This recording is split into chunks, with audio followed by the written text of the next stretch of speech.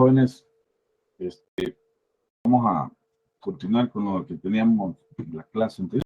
Vamos a hacer un poco de las configuraciones pendientes, ¿verdad? Vamos a terminar de desarrollar.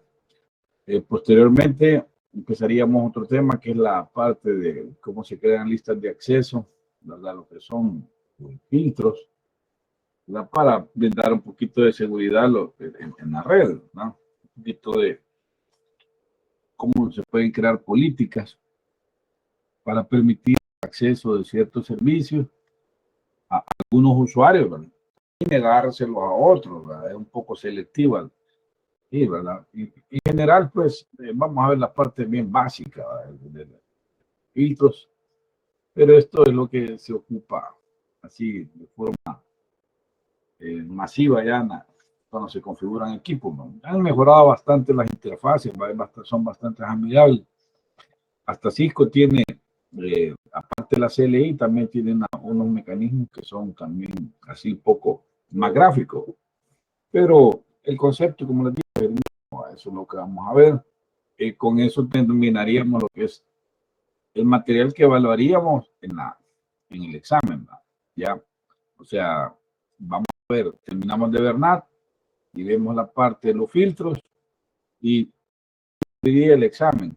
Ya de ahí tendríamos pendiente ahí una parte de redes inalámbricas que estaríamos viendo la otra semana. Eso ya no entraría a la evaluación, ¿verdad? Que para el material evaluado sería lo que estamos viendo hoy, el NAT, y de ahí el filtrado de paquetes. Ya serían los temas a evaluar. Digamos, ahí les voy a colocar, por ejemplo, un Access List para que digan que lo viceversa, ¿va? Se les pide que filtren algo, ustedes en el Access List, en la parte del NAT. Entonces, y lo que habíamos visto, todo este material, vean, digamos que básicamente lo que vemos hoy, si logramos terminar la parte de las listas de acceso, sería el material a evaluar. Si no, todavía, digamos, terminaríamos de verlo el día lunes, la política, y con ese material llegamos a la evaluación, ¿verdad?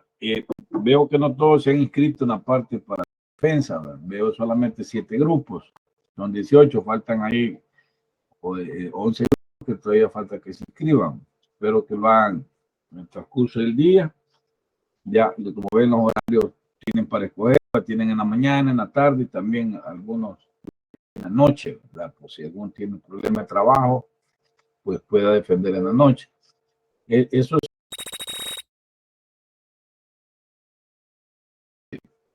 no solo puede estar presente el grupo que se está evaluando, sino que alguien más puede llegar, ¿verdad? O sea, si a usted le interesa algún tema, se puede conectar, ¿verdad? No hay, digamos, limitante en esa parte, solamente que se está evaluando a un grupo, ¿verdad? A ese grupo es que tiene que defender, los otros solamente pueden estar ahí a nivel de escucha de lo que se están desarrollando, perfectamente pueden conectarse, no hay problema. Para la conexión vamos a utilizar el enlace este enlace que estamos usando siempre para la clase, lo vamos a utilizar para conectarnos ahí a las defensas, ¿verdad? Entonces, la dinámica es que usted a la hora que le corresponde, pues se puede conectar, no tiene que ser exactamente a la hora, puede ser unos 5 minutos antes, se conecta y se espera que llegue la hora para iniciar lo que es la defensa. Por supuesto, se espera que ya tengan todo listo para la demostración, ¿verdad? Y que ya eso avance de la forma más fluida posible. Y pues ya con eso tendrían la nota del proyecto, tenemos la nota del primer examen, tendríamos para la siguiente semana, para el 5 de noviembre, tenemos el segundo examen parcial y tendríamos las 3 notas. La otra nota, pues, es con el ingeniero Arnoldo Rivas, ¿verdad? Que él es el que está evaluando la parte del laboratorio, ¿verdad? Esa sería su cuarta nota y pues con eso cubriríamos el material de la materia, ¿no? Pero que no tengan mayor dificultad. En lo que respecta al primer examen, pues han salido bien, no hay problema. Espero que también el proyecto pues no haya tan mayor dificultad y logren tener a los que tienen algo pendiente y los que ya lo hicieron, pues felicitaciones, ¿verdad? Están tranquilos, solo esperando el día de la defensa. Ya, entonces, con el tema, no sé si hay preguntas o algo ahí de la mecánica, de las evaluaciones que están pendientes. Bueno, si no hay, pues empecemos con la clase, ¿no? Ok, habíamos los NAT podrían ser de dinámico y también estático. Los NAT dinámicos decíamos que nos permiten que los hosts de una red que hemos configurado como privada puedan ir a internet, ¿verdad? Haciendo una traducción a un IP. Estos escenarios son de los más comunes, ya que se quiere darle acceso a un host, bueno, a varios hosts, ¿verdad? Y que no se cuentan con el número de IP pública suficiente, ¿verdad? Entonces, les decía yo que normalmente los ISP, ¿verdad? Antes eran unas 8 IP, hoy 4 o 2 IP quieren otorgar, ¿verdad? Ya. Entonces son poquitas las que nos asignan. Con esas poquitas IP es que hay que hacer el trabajo para que puedan navegar los usuarios. Entonces ahí donde entra.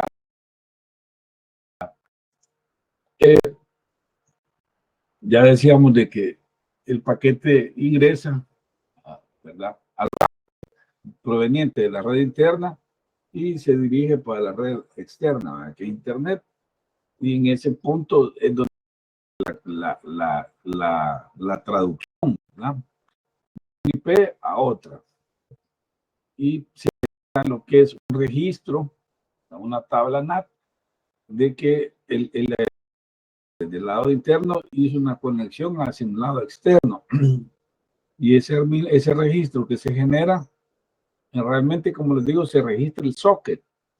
El socket lleva incluidos las cinco variables, ¿va? Recordemos la IP fuente, IP destino, el puerto fuente, puerto destino y el protocolo, ¿va? Si es TCP, UDP o ICMP, ¿va? Entonces, en realidad lo que se registra es el socket, es la conexión, no son las IP, ¿va? Es el socket completo. El socket, decíamos, nos da como la conexión, digamos, cada vez que necesitamos mandar un dato, establecemos el socket y a través de ese socket es que estamos mandando los datos, ¿verdad? Entonces registra el socket y cuando los paquetes vienen de regreso, se determina que pertenece a ese socket específico, él los deja pasar, ¿verdad? ¿Ya? Entonces, así es como funciona ese NAT dinámico. Entonces, la manera, pues, definimos un pool, es un que es disponible para la traducción. Ya puede que ese rango sea una sola IP, ¿verdad? O pueden ser 4, 8, 100 IPs, no importa. Nosotros definimos ese IP NAT pool, le colocamos un nombre, le definimos qué son y posteriormente, pues, creamos una lista de acceso. Esa lista de acceso, ¿qué es lo que contiene? Son las máquinas, ¿verdad?, estar autorizadas y los puertos, ¿vale? Usted dice, estas máquinas tienen permiso para poder acceder a Internet, pero al puerto 80, por ejemplo, al puerto 3. Entonces, en ese acceso usted puede definir la lista. ¿Para qué es lo que vamos a ver posterior a esta parte NAT? Vamos a profundizar en esas listas, ¿verdad? Vamos a ver que el número es importante de esas listas que nosotros creamos para saber, digamos, si esa lista de acceso, qué parámetros puede tener. Es de los comandos un poco como no muy estándar, digamos, en Cisco, porque el access list, dependiendo del número, depende de un parámetro, digamos, si usted coloca un parámetro que es el número de la lista, va a cambiar las opciones que le brinda la lista, ¿ya? Porque pueden ser listas básicas o extendidas, entonces ya lo vamos a ver, ¿no? tipo de lista que podemos crear, pero básicamente es una lista donde nosotros vamos a colocar como en las reglas, aparte de decir qué equipos van a conectarse, pues también podemos denegar también ahí. Podemos permitir y podemos negar también. Puede que a un equipo específico no le queramos dar acceso. Entonces, en esa lista básicamente establecemos como el control. Una vez ya tenemos como el rango que vamos a hacer el pool, la traducción. Tenemos también la lista, tenemos nuestras reglas que queremos aplicar. Hacemos el NAT. Ahí le decimos IPNAT Inside Search, todo lo que son las fuentes de IPs internas que están permitidas en el access list, ¿verdad? Colocamos en un list y le decimos el pool y le colocamos el pool name, ¿verdad? Le estamos diciendo que aplique al NAT utilizando esta lista, reglas de acceso, y la traducción la haga de esta lista de IPs que están aquí disponibles, ¿ya? Y lo que nos falta decirle es de dónde a dónde, digamos, cuáles son las interfaces que son internas. Puede ser más de una. Entonces le decimos, mire, esta interfaz es de tipo interna. Entonces le ponemos IPNAT Inside a la interfaz. Si tenemos 3, por ejemplo, y en la interfaz 0 tenemos la outside, y en la 2 y la 1 y la 2 tenemos es inside. Entonces en la interfaz 1 y 2 le aplicamos IPNAT Inside. Ese es que le aplique las políticas de como que es un NAT, el interno, ¿verdad? Es la parte interna de NAT. En la 1 y la 2, y en la 0 le aplicaríamos el NAT outside. Ya con eso es suficiente que nos funcione el NAT. O sea, ven, realmente no es complicado. Si lo analizamos así, no. IPNAT pool hasta ahí es obligatorio, digamos, es parte del comando. El NAT pool es el nombre que le estamos colocando. El 1 es el número de la lista, puede haber sido 10, ¿verdad? En caso, pero ese es un parámetro. 1, le decimos que la IP, la 179.9.880, 9895, hasta acá tenemos ahí 15 IPs, ¿verdad? Para poder hacer 16, va de las 6, de la C80 a la 95, tenemos 16 IPs, y la máscara, pues, que hay 55250, ¿ya? Le aplicamos el NAT, el IPNAT Source, IPNAT, le aplicamos la lista 1, ¿verdad? Que ya lo nominamos como 1, y el pool, ¿verdad? NAT pool, ahí equivocado, porque NAT pool, ¿verdad? Me explico, ahí aparece ahí un 1, que eso no va, digamos, ahí NAT pool, va, hasta el nombre de la lista. O sea, está con 2 L el pool, va. Ahí solo debería ser con una L, ¿va? Porque así lo nominamos. Y ahí le decimos que el ETH0 es interna, ponemos IPNAT Site, si ustedes ven el dibujo, el ETH0 y es el lado interno, y el S0, ¿verdad? Es el lado externo que me conecta a internet. Ahí le decimos que es el IPNAT outside. Entonces, agarrar las privadas, ¿verdad? Ya. Y ahí está la que le vamos a dar permiso a toda una red, la que tenemos la 10.0.0.0, y con Wildcard, si ustedes ven, es un Wildcard, es la 0.255. Estamos dándole permiso a la 10.1, 10.2, cualquier número que haya ahí de red, 10.0, 10.1, de una sola vez estamos dándole el permiso bien amplio, ¿no? Y ya está. Entonces, en el caso, por ejemplo, que es una práctica en la que tienen varios segmentos de red. Entonces, a cada segmento de red tienen que ir agregando esa lista. O sea, esa lista no es una línea, puede ser varias líneas. ¿Ya? Por eso se llama lista, porque no solamente está compuesta por una línea, sino que son varias. Es una lista por decirlo así, o de reglas que se van a aplicar al NAT, ¿no?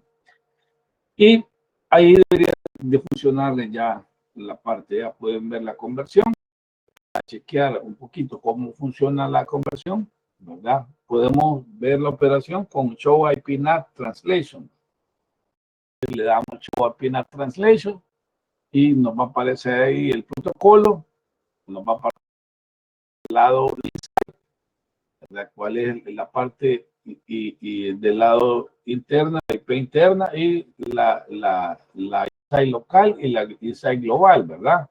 ¿Cómo se está viendo internamente la IP de la pública, digamos, del lado, en el lado también interno, cómo se ve la IP privada, por decirlo así, ¿verdad?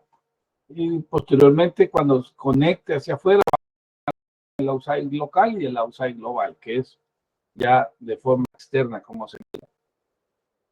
Ese comando es bien importante cuando estamos en las configuraciones para validar el funcionamiento de nuestra red, bueno, de nuestro NAT, para el caso.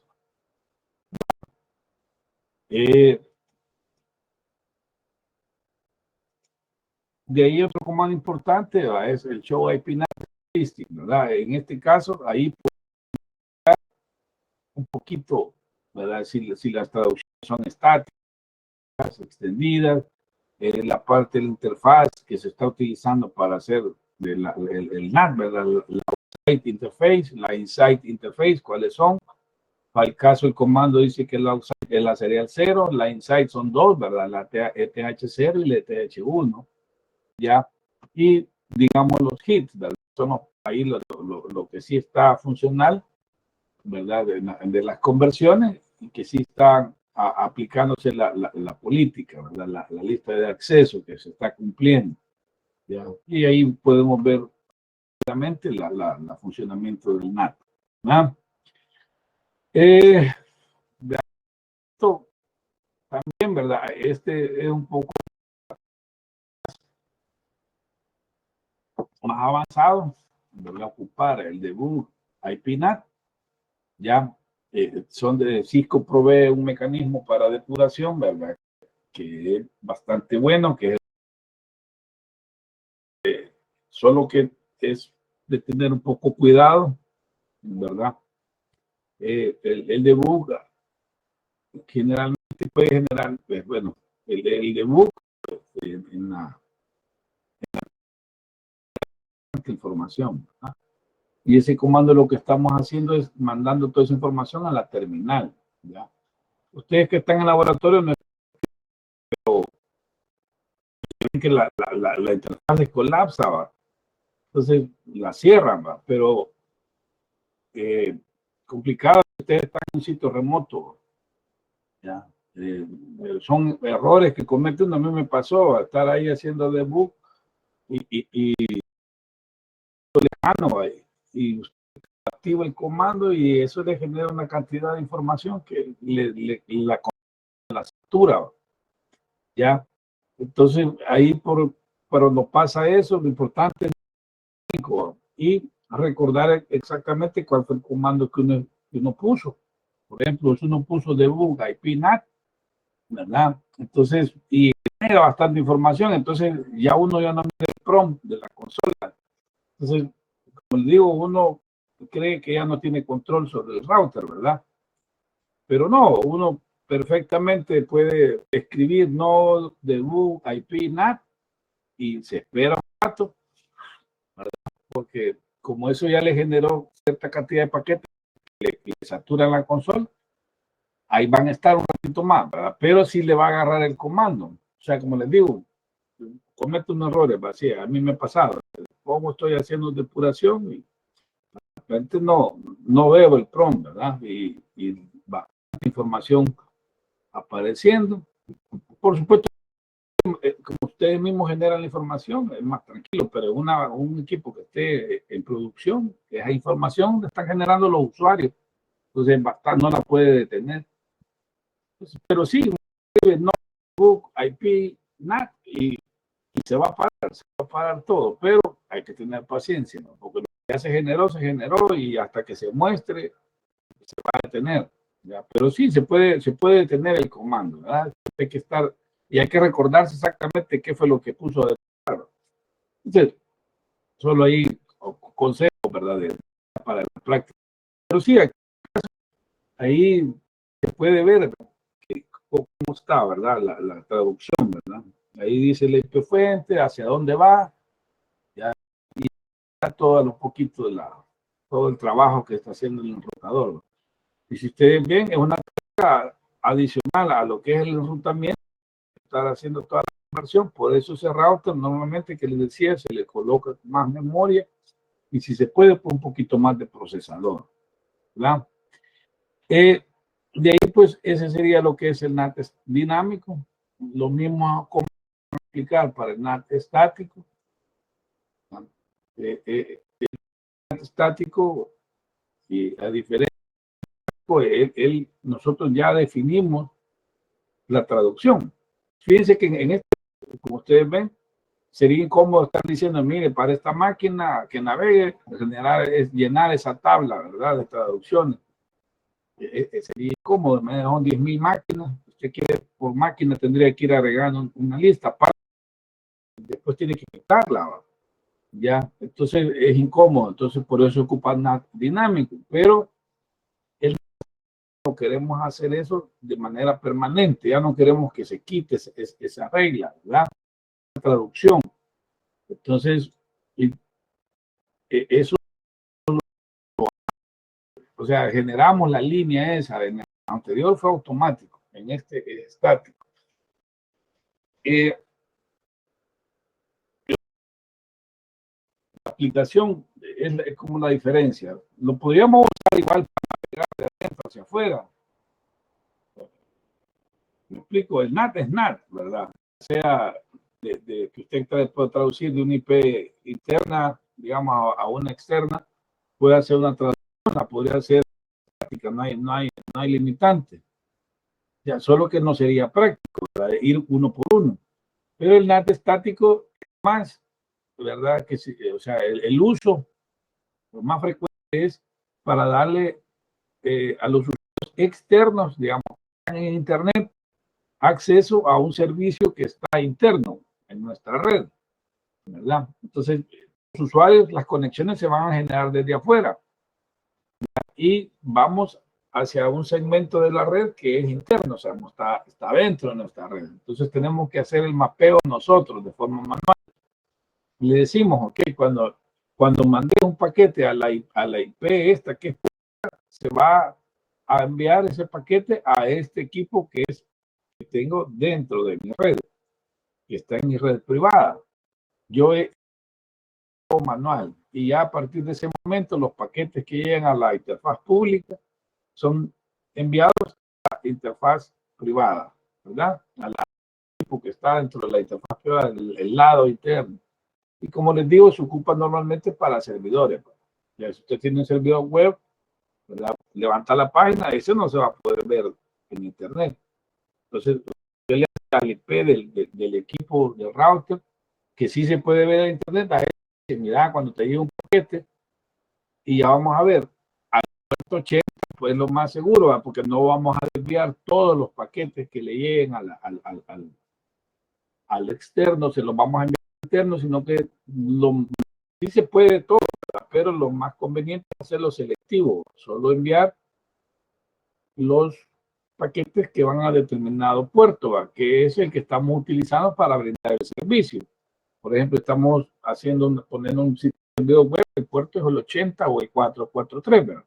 Entonces, le vamos a decir, cuando te llega un paquete aquí a tu interfaz pública, ¿verdad? A la que conecta con internet, a tu IP, va a la IP de él, va del router, y al puerto 80 o al 443, esos paquetes mandáselos a este equipo, que es la 10, 0 y algo, que es un host interno y él lo va a hacer de esa forma, ¿verdad? Eso es lo que buscamos, un NAT estático, pero como también se usa para navegar, ¿va? Pero lo más frecuente, la aplicación frecuente es para darle acceso a los servidores. O sea, no hay que confundir, no hay que, lo único que, como ya darles claro que obligatorio usarlo para eso, ¿va? Pero el NAT es el NAT, estático, dinámico. Lo único que la aplicación es esa, ¿verdad? La más común. ¿Ya? Entonces, ¿cómo lo hacemos? ¿Verdad? ¿Cómo lo hacemos? Lo colocamos ahí, IPNAT Insight, y le decimos la static. Todo eso es parte del comando. Vamos a hacer un estático y le damos la local interna y lo vamos a mapear a esta IP global. ¿Ya? Entonces ahí estamos amarrando, ¿verdad? La IP interna con la externa, viceversa. ¿Ya? Generalmente, como les digo, es para las conexiones que vienen de afuera, ¿ya? Pero también funcionaría, ¿ya? Ya, porque ya tenemos amarrado. Entonces, aquí está. Y lo aplicamos en la interfaz. ¿Cuál es el lado interno y cuál es el lado externo? ¿Verdad? Ya un caso práctico, ¿cómo se vería? Vamos ahí, el router, tenemos la red de internet, y le decimos IPNAT Insight y le decimos que la IP externa va a ser 192.168.1.35. Le decimos que la interfaz interna es la E0, de Ethernet 0, y, ¿verdad? A esa le aplicamos el comando IPNAT. Y a la interfaz S0, que es la serial 0, que es el lado que conecta con Internet, le vamos a aplicar el IPNAT outside. ¿Verdad? Ahí estamos aplicando el NAT. ¿Ven? Es sencillo. Algo así es lo que ustedes debieron de haber hecho, digamos, ya cuando con su proyecto, ¿verdad? Hacer el mapeo, por ejemplo, tenían la central telefónica a un lado de la red, entonces tendrían que haber hecho el mapeo de la IP de la central, pues hacia el lado externo del router, ¿verdad? Para poder aplicarlo. Y ese es, digamos, un ejemplo práctico, ¿verdad? De ahí viene la parte del Port Address Translation, ¿verdad? Que es la traducción, ¿verdad? De los puertos. ¿Ya? Que igual, como les decía, podemos asociar un puerto siempre del socket, ¿verdad? Siempre volvamos al concepto del socket, ¿verdad? Agarramos el puerto, por decirlo así, destino, ¿verdad? Que va dirigido el paquete, ya, y lo podemos convertir a otro puerto, ¿verdad? Si nosotros lo deseamos, ¿verdad? Entonces, por ejemplo, ¿verdad? Podemos hacer que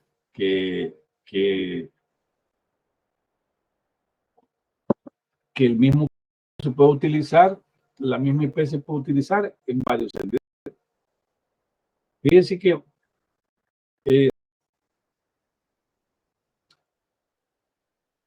si ustedes ven acá, por ejemplo, la IP pública, ¿verdad? La que está del lado externo es la 133, ¿verdad? Y el paquete que va dirigido a la 133 tiene un puerto destino diferente, digamos, uno va dirigido al 4316, otro al 1203 y el 1743. Entonces, lo que hacemos es ser específicos, ¿verdad? Le decimos, mire, si el paquete está dirigido siempre a la IP externa, ¿verdad? Que es la 1.33, pero al 4376, envíelo al equipo interno, que es la 10.0.0.110. ¿Ya? O sea, estoy redireccionando el paquete, tomando, dice, basado en el puerto, yo digo que el servidor. ¿Ya? Y vamos al otro caso, tenemos siempre el paquete de la 1.33, pero el puerto es 17.43. ¿Ya? Entonces, eso es lo que le decimos ahí, mira, cuando vaya al 17.43, mándelo a la 10.0.0.112. Y para el otro caso que tenemos el 1103, ¿verdad? El 1103 es dirigido el paquete a la misma externa, pero al puerto 1103. A ese paquete, mándelo al otro servidor, que es el 10.0.0.111. ¿Ya? Entonces, la decisión de mandar el paquete a un equipo u otro interno está basada en el puerto. ¿Para qué se utiliza eso? Eso se utiliza para los servidores. Digamos, usted tiene una IP pública, pero tiene un servidor de correo, por ejemplo, un servidor DNS, un servidor web, ¿verdad? Entonces, el 443, el DNS 53, el SMTP, que es el correo, trabaja en el 25, ¿verdad? Son puertos diferentes. El mismo servidor, entonces casi que no, digamos que es muy importante este redireccionamiento. En caso de que estuviésemos en diferentes servidores, el servidor DNS es diferente al web, entonces nosotros podemos decirle que el web, que cuando vaya al puerto 443 o al 80, lo mande a este IP, que es la IP del servidor web. Cuando vaya a la 53, por 53 lo envíe al servidor que es el DNS, ¿verdad? Que tiene otro IP. Y si es correo, que es el 25, el paquete, pues que lo envía al servidor de correo, que es otra IP. Entonces, con eso se puede hacer como un uso más eficiente, ¿verdad? La pública, obteniendo, digamos, brindando varios servicios, pero en servidores. Ya no está amarrado la IP a un solo servidor, sino que con el puerto pues, hacemos lo tomamos en cuenta para saber a qué IP vamos a hacer la traducción, ¿verdad? O sea, por eso es que se utiliza el puerto. Entonces, siempre se asocia, ¿verdad? El IP y pública con una interna, pero toma en cuenta también el puerto. Entonces, se le coloca como el nombre overload, sobrecarga, se refiere siempre al hecho de que se tiene digamos, menos IPs, los extremos se tienen más IPs, ¿va? Digamos, a eso, ese es bien seguido, se mira. Es el principio de que, de decirlo así, el número de IPs que vamos a utilizar para traducción son menores que las que vamos a traducir, ¿verdad? O sea, ya, o sea, digamos, lo que teníamos que haber en 100 máquinas. Entonces, igual, aquí una misma sirve para 3 servidores, 3 máquinas diferentes. Estamos sobrecargando la parte ya. A eso se refiere eso de overloading. Entonces, para una misma IP pública utilizamos, digamos, lo sobrecargamos, lo utilizamos para 3 privadas, ¿verdad? 3 IP diferentes, pueden ser 5, pueden ser 100 internas, porque por puerto vamos diferenciando. Entonces, a eso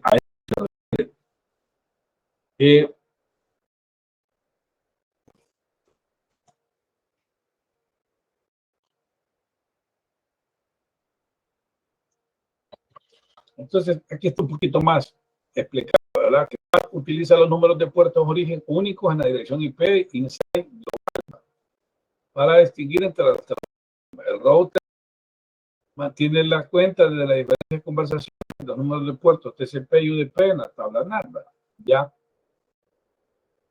Y es lo que les estaba explicando. Y aquí viene en la parte también de configuración. Fíjense que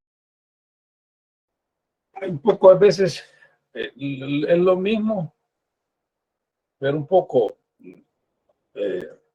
bueno, veamos esto que se conoce como overload, ¿verdad? La parte con el NAT y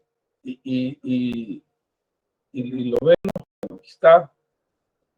Podemos tener siempre lo del pool, ¿verdad? Podemos tener una sola dirección para el caso, o podemos tener un pool, digamos, grande, ¿va? No necesariamente una sola IP, ¿verdad? Lo aplicamos y le ponemos el reloj.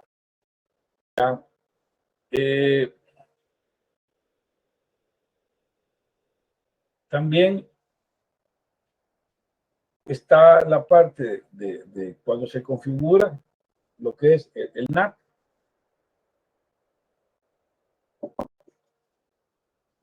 Ya, que lo podemos hacer utilizando el cambio respecto al anterior. Si ustedes lo ven, siempre aplicamos IPNAT Inside y la USAID, ¿verdad?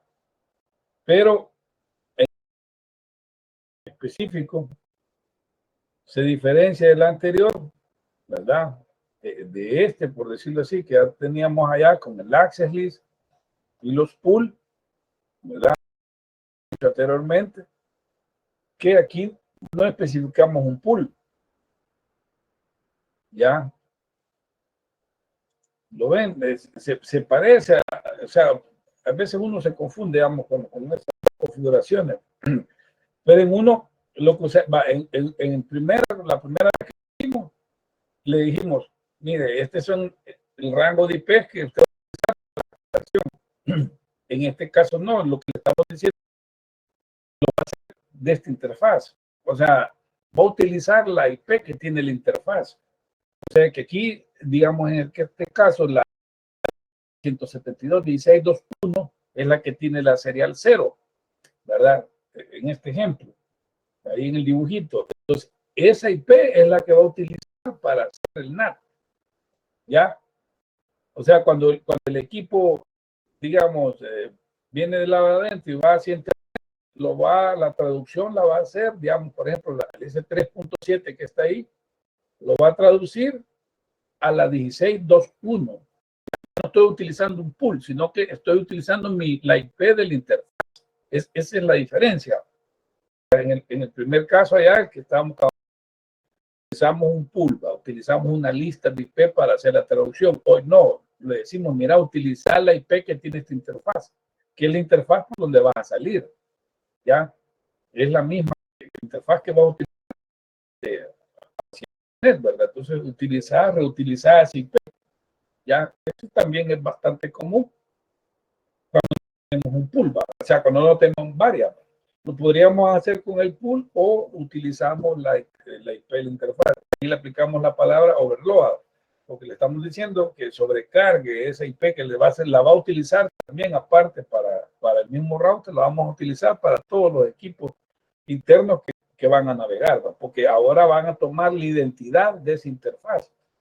Esa es como la diferencia. En el otro, la identidad la toman del listado que yo le estoy dando. En este caso, la identidad la van a tomar del IP que tiene la interfaz. Esa es como la diferencia de estos dos casos, ¿verdad? Entonces, y ahí le damos la lista, el access list, ¿verdad? Como ven ahí tenemos dos redes, se le aplica dos redes. Ya, entonces, esto sería, digamos, lo que tendríamos para lo que es la parte del NAT.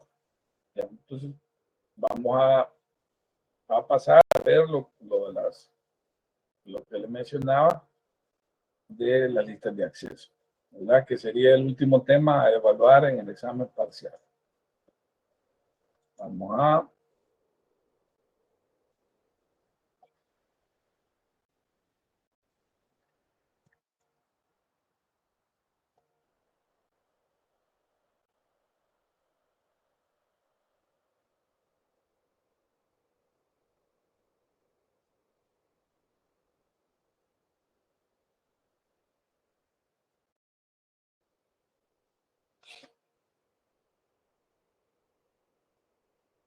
Y aquí tenemos la parte de la lista de acceso, ¿no?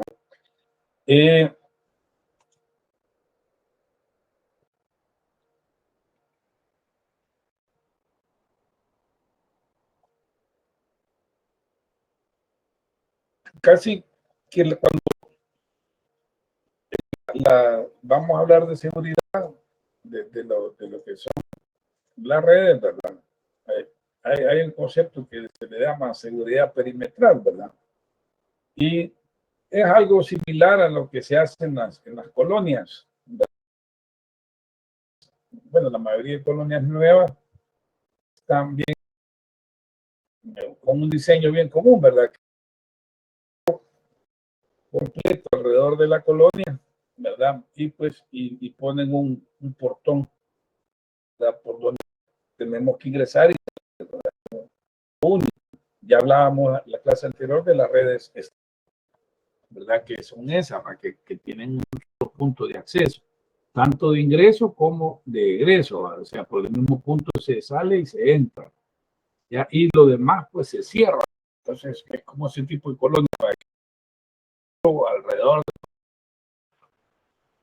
la casa, la construimos dentro de ese muro, ¿verdad? Y para ingresar o salir, pues utilizamos una puerta, un portón. Y ahí ponemos a los vigilantes, por decirlo así, la seguridad perimetral. Ahí decimos quién puede entrar y quién no. Ese es como un punto de seguridad, ¿verdad? Es, como les digo, bastante similar a lo que se hace en China, en una colonia, por lo menos acá en nuestro país, que tenemos esa cuestión de la seguridad, es bien común. Sin embargo, no es suficiente, ¿verdad? Esa seguridad. Aquí es como una tendencia, digamos, inicialmente uno piensa en eso, y es correcto, digamos, es el punto que tenemos que asegurar la entrada. Pero se fijan, ¿verdad? Aún en nuestras colonias, no solamente se cuida el portón, ¿verdad? Sino que también la vigilancia, hay un vigilante o varios vigilantes que andan adentro, ¿verdad? De la residencial, ¿verdad? Que andan cuidando también. Entonces, algo así pasa en las redes, ¿verdad? Que aseguramos, primero hacemos un perímetro, ¿verdad? De tal forma de que no haya conectividad externa desde la red, ¿verdad? O sea, creamos ese muro, ¿verdad? Ese contorno, ¿ya? Y generamos un solo punto de acceso. Ponemos el control, ¿ya? Y eso es lo que menciona acá, pero en la práctica también necesitamos estar monitoreando a nivel interno, ¿verdad? Entonces hay software, ¿verdad? Y también hardware, ¿verdad? Destinado a trabajar ya también en la parte interna, no solo en el ingreso, ¿verdad? Sino que también internamente hay una detección de intrusos, ¿verdad? Hay software, como les decía yo, que está trabajando también interno, ¿verdad? Los ataques no solo pueden venir de afuera, pueden venir de adentro. Entonces, aquí esta presentación se limita, o por lo menos lo que vamos a ver, a la seguridad. Cerramos el entorno y ponemos un portón de acceso y controlamos ese portón de acceso, ¿ya? O ese punto de control en el cual nosotros estamos poniendo las políticas. Y la otra es que también podemos controlar el software, digamos, el tráfico interno. ¿Cómo? Por ejemplo, podemos colocar VLAN. Entonces, forzamos que el tráfico pase a través de un punto común. Fíjense que esa es la diferencia del otro. En el otro tenemos la puerta de entrada que estamos controlando. En otra topología podemos tener un punto que nosotros forzamos, no es la entrada, es un punto que forzamos que todo el tráfico pase por ahí. Es el caso, por ejemplo, la VLAN que les decía, tenemos 10 redes, ¿verdad? Y esas 10 redes las conectamos con un router y en ese router podemos poner controles, ¿verdad? Y ese tráfico no es el externo, es el interno. Es todo el tráfico que está pasando entre VLAN, es el tráfico inter-VLAN. O sea, tengo VLAN de venta, VLAN de técnicos, VLAN de gerencia, VLAN administrativa, y el tráfico interno de ellas no lo monitoreo, por lo menos con esta tecnología. Pero sí, cuando pasa de una VLAN, como está forzado a pasar por el router, en ese punto lo inspecciono y lo controlo, le pongo reglas. Ahí es donde podemos interactuar con este tipo. Ya hay otra, como les digo, otra tecnología para poder estar inspeccionando los paquetes ya dentro del campo, ¿verdad? Que nos pueden servir para detectar intrusos aún dentro de una vila. Entonces, la concentración de la ciudad es un punto obligando a todo el tráfico entrante y saliente pasar por un punto o firewall y concentra pues todos los esfuerzos en el tráfico a su punto. ¿Ya? Entonces, dos esquemas, dos topologías. Uno, una perimetral, cerramos todo, ponemos un solo punto de acceso y aplicamos las políticas. Ya, otro esquema es una estrella, ¿verdad? Forzamos a que todo llegue a su punto central y en ese punto central aplicamos las políticas. Ya, son los dos esquemas comunes. Entonces, aquí la parte de los estos cortafuegos positivos que se sitúan, ya sea en la parte exterior, que les decía yo, en el portón de entrada y salida, ¿verdad?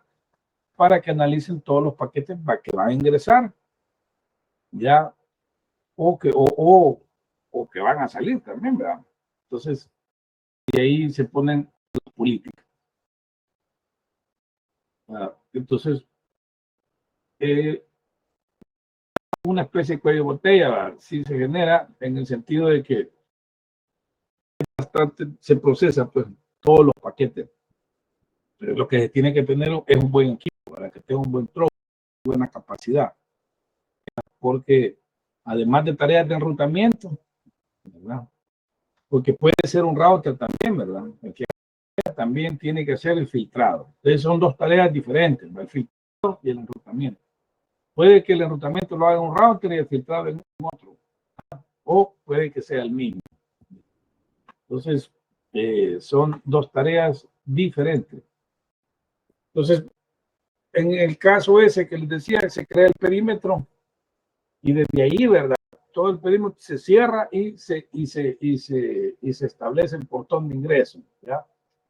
Entonces, aplicamos las políticas, los filtros, ¿verdad? Y también podemos hacer lo que es el NAT. También podemos hacer de proxy, ¿verdad? El proxy no lo hemos visto, primera vez que lo mencionamos, ya, pero el proxy es un intermediario. Fíjense que los proxies fueron bastante comunes hace varios años, hace más de una década. ¿Verdad? Era, bueno, en arquitectura y todo van a ver este concepto de proxy, ¿verdad? Siempre. Y en la parte de red también, ¿verdad? Es otro elemento, pero el proxy es un intermediario. Digamos, a veces es confuso entender lo que hace un NAT y hace la tarea de un proxy, ¿verdad? Porque aparenta que es lo mismo, pero no va. ¿Por qué? Porque aparece con IP. Usted cuando aparece con IP del proxy, de que aparentemente está haciendo NAT. No, lo que hace el proxy es usted a él. O sea, usted quiere ir, por ejemplo, a Google. Entonces, hay un equipo que proxy va, que tiene una interfaz del lado interno. Entonces, usted le dice, a él le dice, mire, quiero ir a Google. Ok, viene y él va a Google. Él va a Google, habla con Google, le pide la página que usted quiere ver y él después se le envía al cliente. ¿Ya? Entonces, él hace las peticiones por uno, él es el intermediario. Es un hombre en medio al final, ¿verdad? Man in the middle, que es, y ya vamos a ver por qué cayó en desuso, ¿verdad? Pero eso es un intermediario, no es como el caso del NAT. El NAT lo que está haciendo es traduciendo la IP y al final él pasa el paquete, él nunca vio, o sea, el router no hizo ninguna petición al servidor externo, sino que el que lo hizo fue el usuario. Lo único que hicimos es prestarle nuestra identidad, nuestro DUI, digamos, salimos con DUI del En el otro no, el otro, él hace la petición, el intermediario. O sea, que usted quiere, vos les decía, hacer cualquier cosa, él toma su petición a usted y él genera una petición nueva al servidor, él obtiene la respuesta, esa respuesta va y se la pasa a usted, él es un intermediario por completo. Ya ese es ese que a efecto parece que es el mismo, pero no, ¿verdad? Porque en uno, en ese proxy, fíjese que él está viendo todo lo que usted hace, porque él tiene que saberlo, porque hace él hace después la petición, ¿verdad? Entonces, digamos que los browsers ahora, hace un par de años, ya prohíben eso. Ellos detectan, ¿verdad? Esa anomalía. ¿Cómo lo detectan? Es fácil, si ustedes se dan cuenta que ahora el HTTPS es obligatorio. Antes podían hacerlo también en ClearText, digamos, podían ver las páginas web, que es un ejemplo, ¿verdad? El web lo podían poner HTTP y llegaba a un sitio y el browser no se quejaba. Hoy si usted pone HTTP y le dice que el sitio es inseguro, solo porque no está encriptado. Entonces, los browsers ya se quejan, ¿vale? Dicen, no, mire, no vaya ahí, usted está ahí entrando a un sitio que no es seguro, pero porque la comunicación no va a estar cifrada. Ya podía, digamos, interceptar esa comunicación y saber lo que usted está viendo, ¿verdad? Entonces, requiere que sea HTTPS. Entonces, cuando es HTTPS, hay un certificado que identifica al sitio. Entonces, se crea un canal seguro entre el sitio, ¿verdad? Entonces, ese canal va cifrado. Entonces, usted no puede poner un proxy intermedio ahí, ya, porque lo que se hacía era que al proxy se le colocaban su certificado. Usted le hacía la petición al proxy siempre en un canal seguro, va, porque hacía o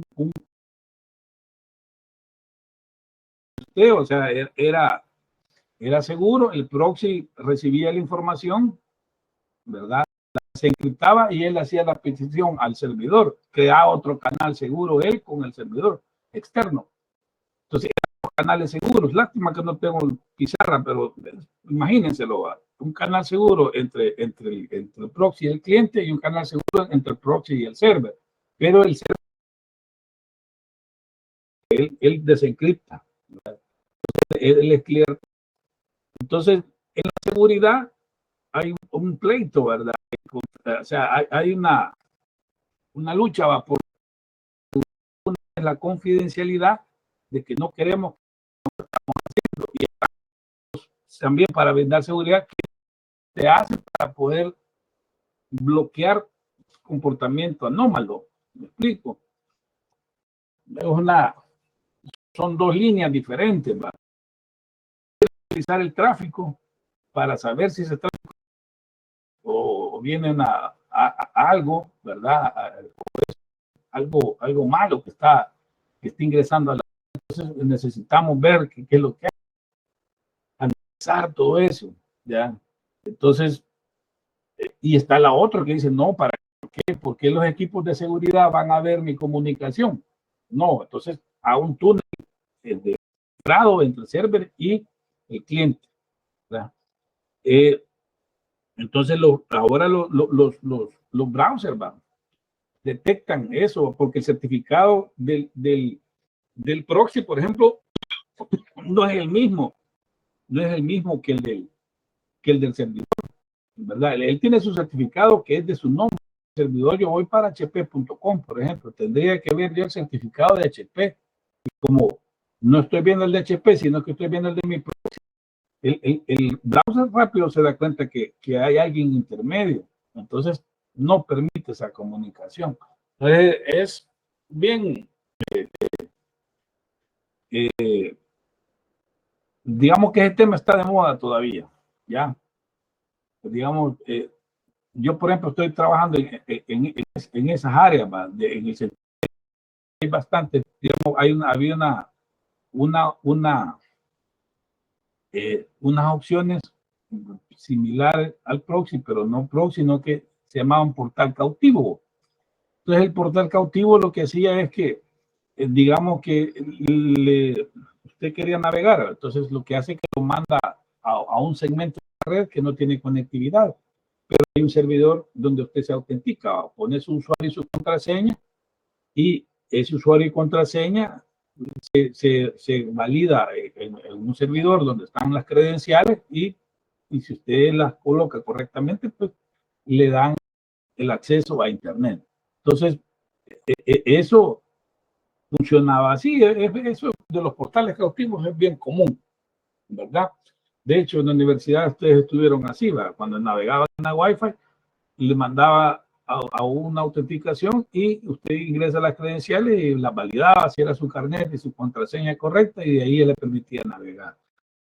Eso ha sido bien común. Hoy resulta que el browser, cuando mira eso, que a usted lo desvían, usted va para hp.com y lo desvían para un portal, ya se quejó, ya le parece ahí de que lo están ahí mandando a un sitio. Está bien, ¿verdad? Porque lo que sucedía es que había sitios que usted entra a un periódico, que es bien normal que alguien vaya a ver las noticias, ya, a las noticias del día a día, ¿verdad? Que en este periódico así cotidiano ahí, que está actualizándose cada día las noticias. Entonces usted entra, pero ahí en el mismo sitio hay enlaces hacia sitios que no son buenos. De repente usted está en un lado y lo están desviando a otro. Entonces eso tampoco ya lo permiten los browsers. Ya toda esa seguridad está detectando. Entonces lo que sucede es que ha dejado de funcionar. O sea, sí funciona, pero se queja, ¿va? Entonces ya un gerente que ve que a sus usuarios el browser está dando errores, ¿verdad? Entonces ya eso ya no es correcto, ¿va? Tiene 10,000 usuarios y a los 10,000 usuarios les dice que está entrando a un sitio peligroso, o el browser lo bloquea y no lo deja pasar. En algunos casos dice, mire, a su propio riesgo, dele clic aquí y pase.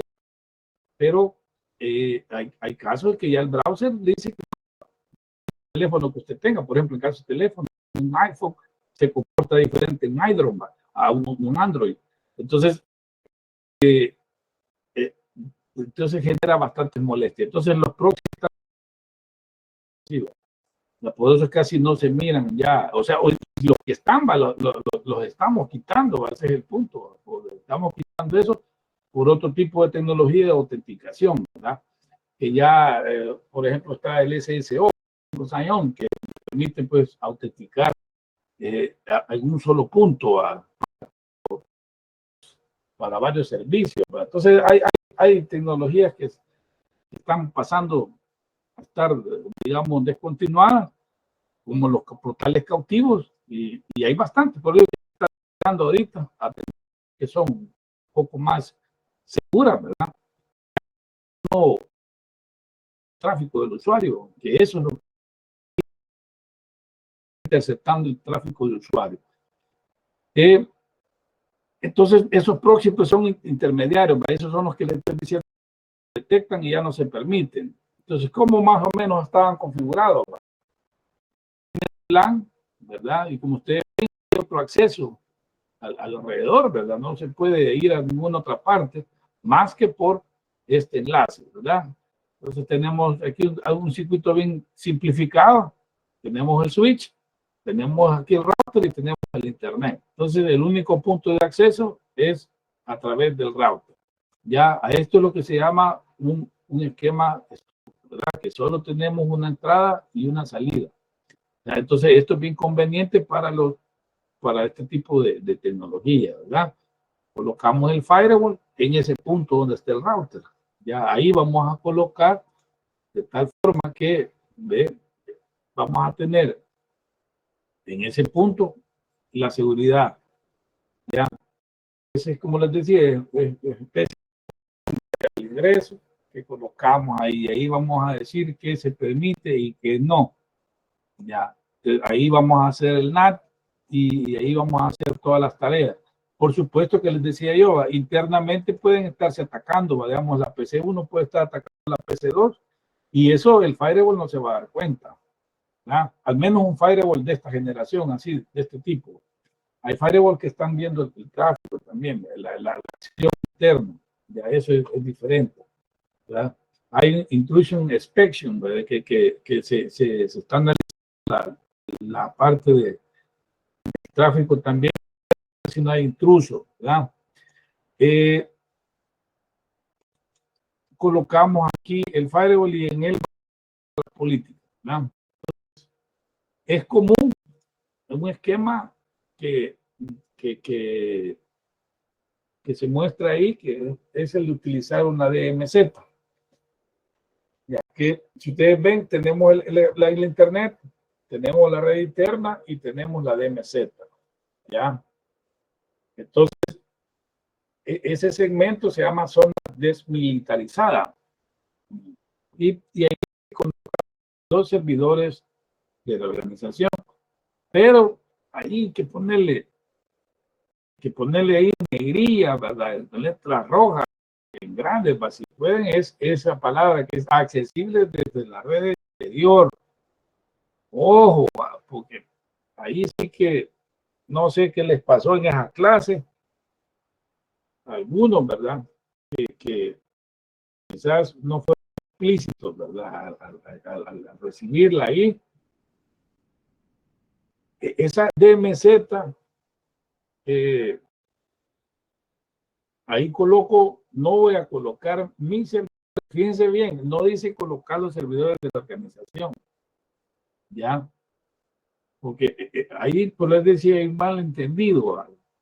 De que la DMZ, como les decía, no sé si no llegaron a esa clase, pero ¿qué les pasó? La DMZ, la organización, ahí no dice que vamos a colocar los servidores de la organización. Ahí dice que vamos a colocar los servidores de la organización que van a dar servicio a Internet, ya que van a ser accesibles en el exterior, ya, o desde el exterior. Esa zona no es segura. Por eso se los estoy planteando ya y se los estoy reforzando. Usted no va a colocar su base de datos ahí en ese segmento. Entonces, les digo esto porque hay bastantes, yo no sé, por les decía yo, ¿qué les pasó? Se durmieron en clase, o quizás no se lo explicaron así tan explícitamente. Ese segmento no es para poner servidores. Los servidores de la organización no se colocan ahí. Ya, a lo sumo, los servidores deberían de estar en la red interna, pero ni ahí tampoco. O sea que para los servidores tiene que quedar otro segmento. O sea que lo ideal es que los servidores tengan su propio firewall en un segmento interno. Me explico, hay ahí, o crear otro segmento para los servidores en el firewall, aunque como les digo, lo mejor es tener otro firewall aparte. Pero imaginémonos que se podría crear una cuarta zona ahí, que para los servidores, aunque les digo que no es muy conveniente, ¿no? Porque del firewall al servidor directo, ¿no? Pero en la DMZ no se ponen los servidores de la institución, ¿no? ¿Por qué? Porque la DMZ es insegura. O sea, ¿por qué insegura? Ahí colocamos los servidores públicos, los que van a ver desde afuera. Entonces, desde luego, ahí lo que hago es, creo canales, ¿verdad? Para que puedan ingresar los usuarios externos a esa zona. Por ejemplo, le quiero dar acceso al web, entonces pongo ahí, abro la puerta para que entren al web. Si ahí pongo mi servidor de correo, abro la puerta para que entren al correo. Ya, entonces si alguien logra, digamos, ya tengo una puerta abierta o varias puertas abiertas, tengo el DNS, tengo el correo, tengo el web server, abro las puertecitas, ¿va? Entonces si alguien encuentra un hoyo, una vulnerabilidad en el puerto 80, que es el 43, que es el del web server, y se logra colar ahí. Entonces ese segmento no es seguro, ese es más seguro el lado interno. Si nos vamos a la seguridad, si es de estos tres lados, ¿verdad? Tengo el lado externo, ese es el más inseguro. ¿Por qué? Porque ese está el lado público. Si usted pone una máquina ahí, puede llegar cualquiera desde afuera. Ese es inseguro. Está la DMZ en grado de seguridad, que es más seguro que el externo, porque ahí no llega cualquiera, solo llegan los paquetes que yo autorizo que entren, ¿verdad? Que van a llegar los paquetes que el puerto 80, el puerto 53, el puerto 25. ¿verdad? y yo autorizo esos puertos, solo esos puertos, de ahí nada más, no permito tratar solo los puertos que no estoy dando los servicios, pero ya abrí la puerta para esos puertos, ¿verdad? En el lado interno, ahí está cerrado, no pueden, ojo, va, recordemos lo que le dije en la clase pasada, ojo, no pueden entrar mientras los usuarios no abran la puerta, porque ahí quien abre las puertas son los usuarios. Yo les decía yo, el clic, cuando lo hacen que dé clic a un sitio, ¿verdad? Está esperando que le dé clic para poder ingresar, usted está metiendo al ladrón, digamos, cuando usted le da clic. Entonces, hay unas estrategias para que usted le dé clic a algo, a un correo, un enlace, y de ahí usted abre la puerta y ya ingresó. Entonces, también ese lado no es tan seguro. Ya. Por supuesto, en el firewall se puede hacer inspect, se inspeccionan los paquetes, pero ese no es el punto ahorita. El punto es de que se puede abrir la puerta. Entonces, lo más recomendable es que se quede tras una más, para poner los servidores, y ahí usted no le va a dar acceso de afuera hacia adentro, ¿verdad? A nada. Tiene ahí su base de datos, ¿verdad? Quiere que entre nada, ni un paquetito que entre de internet, que no entre nadie. ¿Entiende? Y usted, si usted quiere, o sea, si su web server necesita consultar la base de datos, vale, crea una línea de la DMZ a la zona de donde están los servidores. Pero ya un hacker tendría que entrar primero a la DMZ y después de la DMZ ingresar a la otra zona donde está el servidor. Ya son dos portones, por decirlo así, que tiene que pasar. Pero ahí poner los servidores en la DMZ nunca va. O sea, ahí está la confusión que les digo yo, que no sé qué pasó, ¿va? Porque bastantes empresas tienen los servidores en la DMZ, más que todas las pequeñas, ¿va? Pero no importa que sean pequeñas, ¿va? Ellas deberían de tener bien configurado el esquema. Entonces, en la DMZ no se colocan los servidores de negocio, de la empresa, los servidores que tienen los datos, solo se ponen los servidores que van a ser accesibles al Internet. DMZ proviene del nombre del esquema ahí, cuando dicen, yo nunca he estado en una guerra, pero cuando hay guerra, sí, entre países, y hay, digamos, entre las guerras hay heridos y todo eso, entonces se genera una zona que tienen acceso a todo, ¿verdad? Ahí se pone la Cruz Roja, los organismos humanitarios, la comida, la gente que, digamos, los que tienen alguna, pues, que la guerra sin ser parte ellos de los equipos armados. Entonces son zonas desmilitarizadas que ahí no llegan, digamos que un acuerdo, aunque estén peleando, pues pero ahí no van a atacar, porque ahí están los heridos. Entonces alguien queda herido, ahí están, independientemente de qué bando sea. Ahí está la Cruz Roja, como les digo, están los hospitales, cualquier cosa. Entonces es una zona que no es la más segura, ¿verdad? Entonces, es la DMZ, el nombre. No es una zona que les digo, pero es más segura que el externo. ¿Ah? Pero desde el momento que permito que entren ahí de afuera, ya no. A lo sumo tendría que poner otra más en el mismo firewall si quieren, ¿vale? Pero otra zona que ingresen de afuera, sino que ahí cierro todo. Solo permito que de la DMZ consulten, por ejemplo, la base de datos. Solo esta máquina con este IP a este puerto de esta máquina. Ya soy más estricto. En la DMZ nunca los servidores de la empresa, los servidores que no tienen que dar servicio externo. Si tienen servicios externos, sí, DMZ. Los servidores de negocio no los se colocan ahí. Y está la parte, ¿verdad? Ese es el esquema. Sería el mínimo, el más económico, regalo te interfaz más y poner los servidores de negocio ahí. No, porque lo mejor es poner otro firewall dentro y en ese firewall poner los servidores del negocio.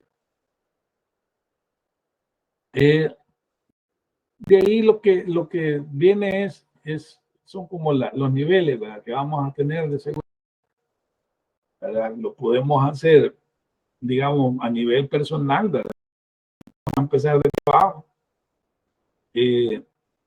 Podemos proveer ahí un antivirus que su máquina va a tener, y va a estar ahí analizando toda la actividad de su equipo. Si recibe un correo con virus, de ahí lo puede bloquear, o un archivo, una USB, o si también desde internet recibe algo que no es correcto, pues desde ahí, ¿verdad?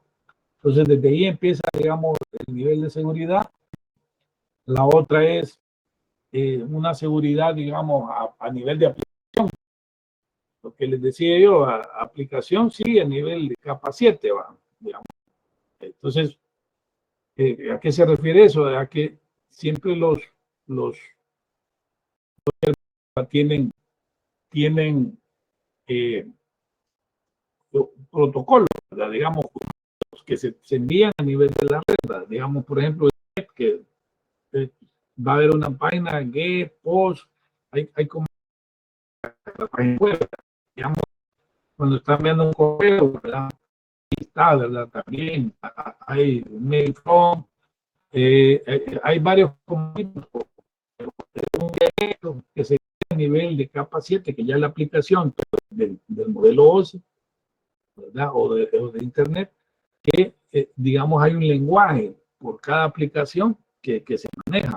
Entonces, se puede auditar ese lenguaje, ¿verdad? Se puede ver que las palabras que se están utilizando, los comandos que se están enviando, sean los comandos autorizados, ¿verdad? Los válidos. Ya, o sea, que es una palabra, por ejemplo, el get es autorizado, por decirlo así, ¿verdad? Pero si de repente me colocan una palabra que no está en el lenguaje del protocolo de ese servicio, por ejemplo, en el lenguaje HTTP, entonces ese lo bloqueo. O sea, inspecciono el léxico, ¿verdad? Todo lo que se está hablando lo inspecciono ahí, ¿verdad? Si hay un get, un post, por eso se requiere estar viendo lo que hay, ¿verdad? Que eso es lo que se pierde cuando creamos los canales seguros, pero se gana confidencialidad, ¿verdad? O sea, ya no están viendo lo que yo estoy haciendo. Entonces, son la otro nivel. Y el otro es, ¿verdad? Que es un filtrado a nivel de paquete, ¿verdad? Que yo puedo decir, mire, a nivel de capa 3, puedo filtrar a nivel de capa 2 también, ¿verdad? A nivel de capa de transporte. Puedo filtrar solamente por las IPs. Puedo prohibir que este IP ingrese o autorizarla que pase también. Puedo también autorizar que pase, digamos, este IP, pero a este puerto, ya es capa de transporte, porque no encuentra el protocolo. Ya me meto en la capa de transporte, ¿ya? No solo en la capa 3, no solo con IPs, sino que también con sockets, más completo. Y también puedo hacer filtrado el de capa 2, que son las MAC. ¿Ya? Yo utilizo las direcciones MAC, a estas MAC las voy a prohibir, o a estas MAC las puedo autorizar. Ya puedo hacer filtrado por IP o por IP y puertos, ¿verdad? Y por protocolo.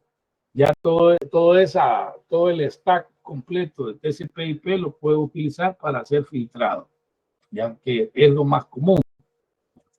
Entonces, aquí ya un poquito gráfico, puedo hacerlo a nivel de la capa aplicación, puedo hacerlo el filtrado a nivel de protocolo, IP y MAC también, ¿verdad? Puedo hacer este, ya. ¿Cómo se hace? ¿Va? Bueno, el NAT ya lo habíamos visto un poco, ¿verdad? Pues lo acabamos de ver, puedo aplicar el NAT, bien, ¿va? En ese firewall, en ese puedo hacer la traducción, cuál es la IP pública, la IP interna y la IP externa, ¿verdad? Ahí se va, el IP fuente, IP destino, este es el tema que acabamos de desarrollar. Aquí se hace la conversión, ¿verdad? Se cambia, por ejemplo, la IP de una IP interna que es privada a una IP pública que es, ¿verdad?, la externa, ¿ya? Y voy dirigido a un servidor público. Entonces, aquí tengo mi IP interna, que es la azulita, ¿va? Y voy hacia el servidor externo, que es la verde, ¿va? Ese es mi servidor que está en internet, ¿ya? Pero esa IP la voy a convertir, ¿va? La voy a convertir esa interna a la 130.206, ¿va? Que es lo que aparece acá, ¿va? Cuando el paquete ya pasa, el firewall ya va con la IP 130.206, siempre dirigido a la parte externa, esa no la cambié. Eso es lo que acabamos de ver. ¿Ya? Entonces, básicamente lo que la clase anterior. Y pues la información pasa a través del firewall y nuevamente se convierte, se hace la traducción de las direcciones y se va hacia el destino. La parte del proxy, lo que estábamos acá es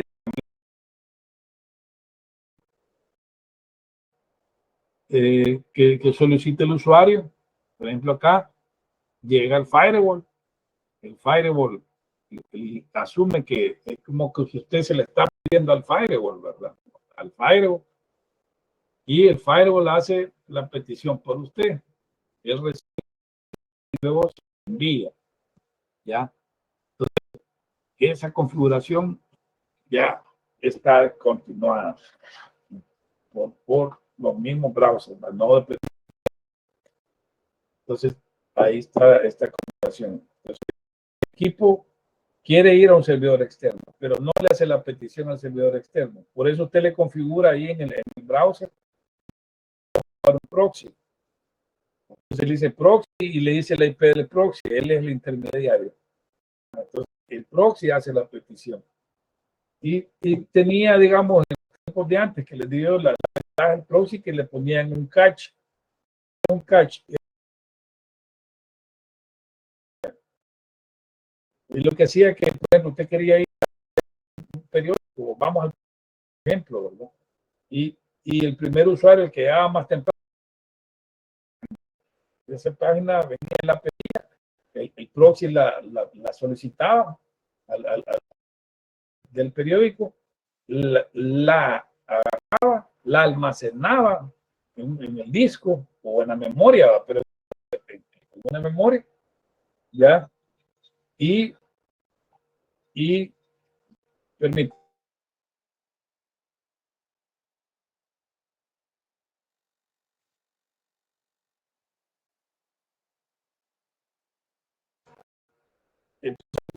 Él la capturaba, la página y la guardaba en el disco. De esta forma, cuando el segundo usuario llegaba a la empresa y hacía la petición de exactamente la misma página, ya no se la pedía al web, al servidor, sino que la alimentaba, ¿verdad? La servía de lo que tenía almacenado en disco, ya, o en memoria, como les digo, pero lo tenía almacenado localmente, o sea, ya no va a server. Entonces, eso ahorraba, entre comillas, mucho de banda. Entonces, hacían eso. Entonces, los proxy también se les agregaba esa función de cache. Otra función que se les agregaba era el filtrado, por decirlo así, a sitios pornográficos y todo eso. Ahí en el proxy se ponían también reglas de control, ¿verdad? Normalmente eran por sexo o ponía algo que tenía que ver con el contenido que usted quería bloquear. Entonces, usaba como expression, que detectaba que había ese tipo de palabras y bloqueaba ese sitio. Decía, eso no está permitido. ¿Ya? O también lo conectaba al proxy con una base de datos, ¿verdad? Donde clasificaban a los sitios. ¿Verdad? Y en esos sitios también una lista negra, ¿verdad? Que clasificaban si este sitio era de deporte, era de noticias, era de contenido científico. Entonces, y ahí tenían las políticas, qué contenido dejaba pasar o no. Eso de los filtros no está descontinuado todavía, ¿verdad? De contenido todavía está activo. Lo que está descontinuado son los proxies. Ya no se considera haga las peticiones por mí, ¿verdad? Me refiero a los browsers, a los equipos, no a las personas. Y ahí estaba, ese era el funcionamiento. Entonces, aquí lo capturaba y lo enviaba. El servicio también, ¿verdad? Se puede establecer lo que es el firewall. Entonces, se puede poner como regla, ¿verdad? Lo más común es que se seleccione qué es prioritario. Por ejemplo, imaginemos una empresa de, de algún tipo de negocio, ¿verdad? Por ejemplo, el de ventas, ¿verdad? Y necesita enviar correos y todo eso. Entonces, ese tipo de tráfico puede ser importante, el de correo, pero el de navegación puede que no tanto. Usted le puede dar diferentes prioridades. Va a decir el HTTP tiene una prioridad, el SMTP otra, ¿verdad? O, por ejemplo, para las aplicaciones de streaming, le voy a dar esta prioridad. Ya le puedo bajar porque usted dice, bueno, si quieren ver videos de YouTube, está bien, para que los vean.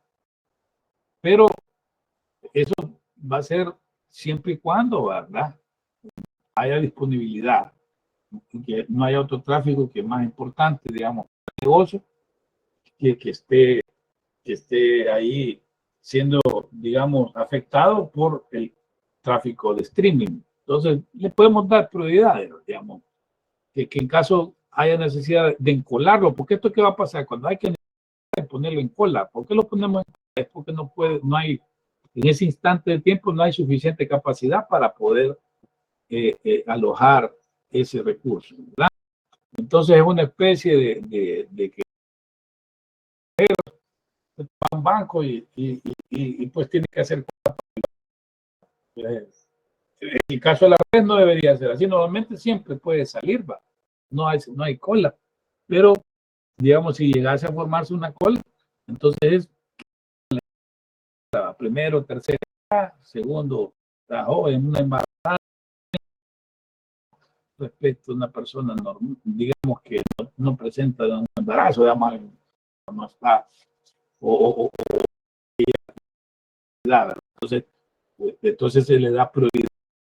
Entonces, algo así es, usted selecciona qué trabajo usted es más importante para el negocio y a ese le da una prioridad mayor, de tal forma que agiliza, en el caso que exista cuellos de botella, agiliza el paso de ese tráfico en perjuicio del otro tráfico. El otro tiene que, mientras pasa el tráfico. Entonces, también eso se puede hacer en el Firewall.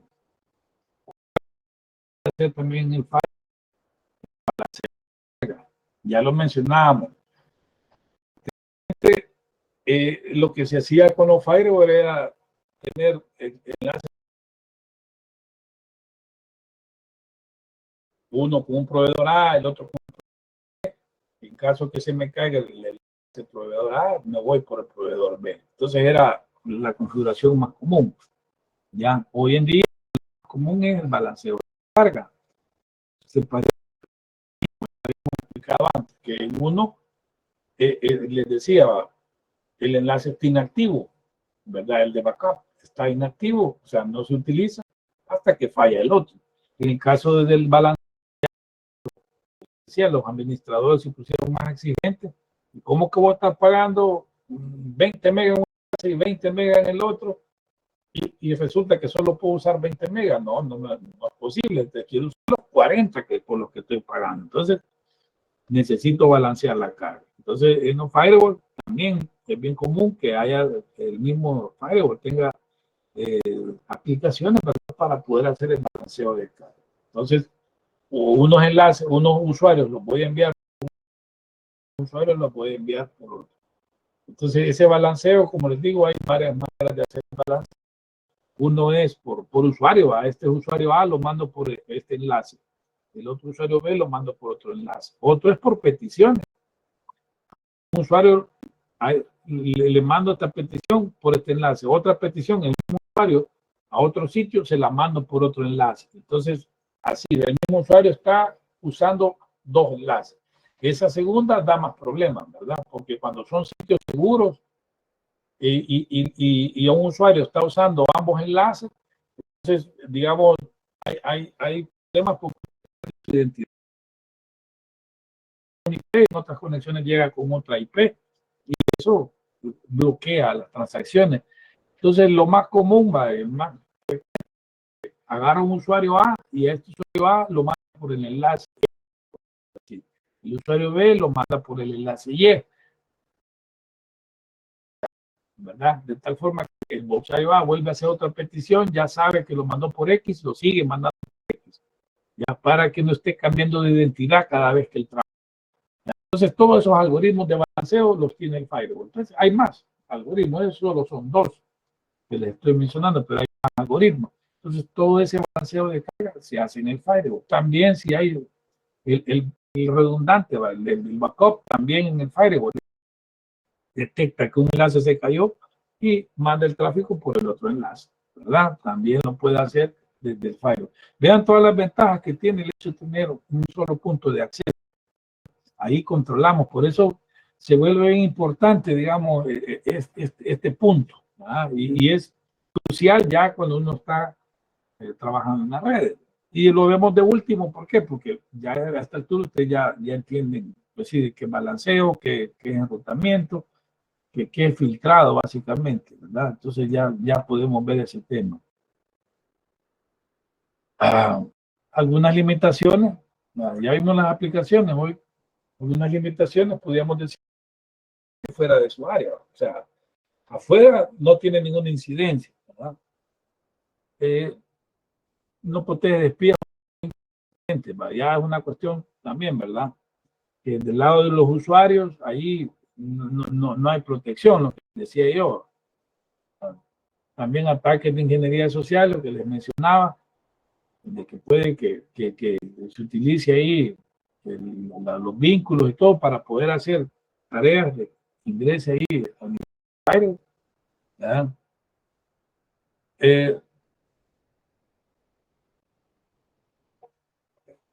Este otro que les decía, hay ataques que vienen y digamos, tienen mil usuarios.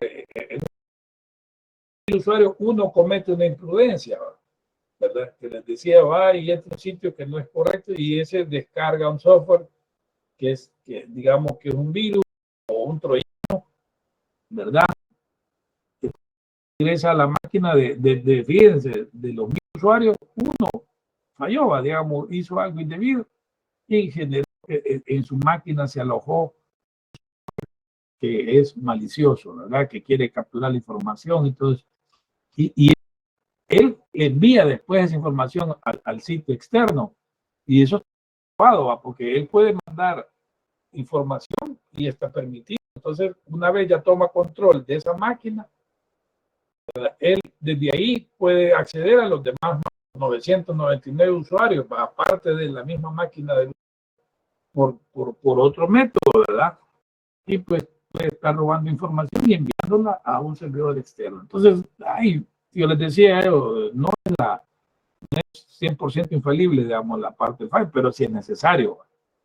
Así como les decía, como que si estamos en la misma seguridad perimetral, ponemos el portón, pero de repente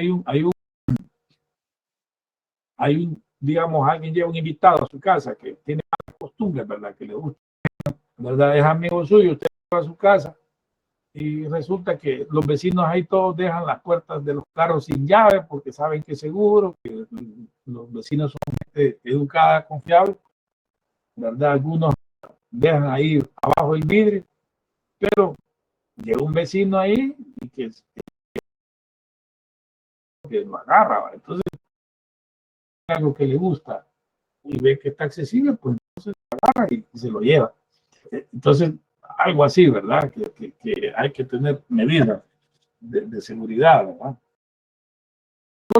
Si pasa, los niños los dejan afuera y ahí están, nadie son residentes, ¿verdad? Pero no vaya a ser que vaya a llegar alguien de que no es de ahí, un invitado, como les decía, y puede que él ahí la falta. Entonces, algo así es aquí también en la red. Está bien y todos se comportan bien, pero alguien lleva un invitado no deseado y es de recopilar la información o robar algo de información y la envía hacia afuera, ¿verdad? Entonces, eso, los firewall ahí son funciones un poquito más avanzadas para... se puede utilizar ya aquí que es basado en Linux, ¿verdad? Pues lo vamos a ver pues la siguiente clase, ya cómo se hace la parte. Esta presentación completa es la que va a ingresar al examen, ¿verdad? Todavía quedamos pendientes, digamos, con la falta solo ver cómo se manda ese filtrado, cómo se hace con Linux y cómo se hace con Cisco. Pues eso sería el material a evaluar hasta ahí, ¿verdad? Que se va a evaluar el último paso de noviembre, o sea, de este sábado al otro, ya para poder ir cerrando lo que es la materia. No sé, si no hay preguntas ahí, pero el sábado, ¿verdad? Pues, al horario que ustedes se inscriban, inscríbanse, todos se han inscrito para la defensa, que ese tiene su puntaje, ese trabajo es bastante significativo, lo están haciendo en grupo, ¿verdad? Entonces, procuren ahí, bueno, terminar y hacer un buen papel, ¿verdad? En ese trabajito, porque sí, se están jugando una buena porción de nota. Y pues, como les digo, si le funciona y todo bien, yo no tengo problemas por ponerle buenas notas, pero si no le funciona o no se cumplen todos los objetivos, entonces ahí va a ir bajando notas. Entonces, espero que sí, ¿verdad? Que todo le salga bien, ¿verdad? Yo no gano nada con que ustedes fallen en su trabajo, que todo fuera un éxito, ¿verdad? Entonces, todavía tienen jueves y viernes terminar, métanle ganas, ¿no? ¿Okay? Que tengan todos un buen día. Ingeniero, solo una pregunta.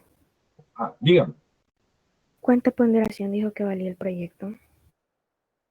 ¿Mande? ¿Cuánto es la ponderación que dijo que valía el proyecto? Vale, vamos a ver aquí en el programa. Ya ni me acuerdo, creo que tenía un 30, pero aquí está. El programa dice proyecto de investigación 20%. ¿Verdad? Ya. Ok. El 20%, el primer parcial vale 25, el segundo parcial vale 25, el laboratorio práctico tiene 30, esa es la nota que me va a pasar.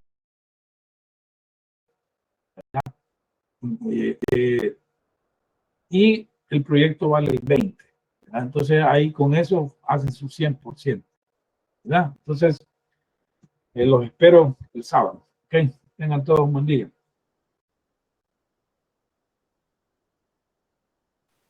Buen día.